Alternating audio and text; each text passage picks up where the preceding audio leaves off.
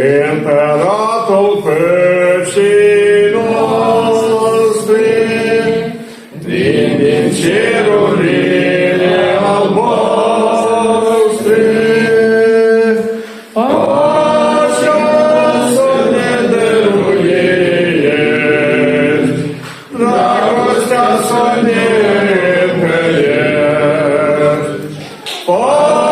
Așa să ne dăruiești, dragostea să ne întărești. Pacea ta să dai, Domnul, cum ai zis-o pace vouă, pe dușman să iubim și gata să-i sătăim.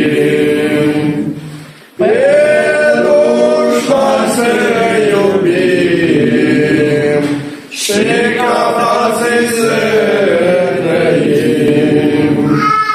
O, Iisuse, Doamne Sfinte, acum te rugăm fierbinte, să ne ocrotești pe noi de ură și de război.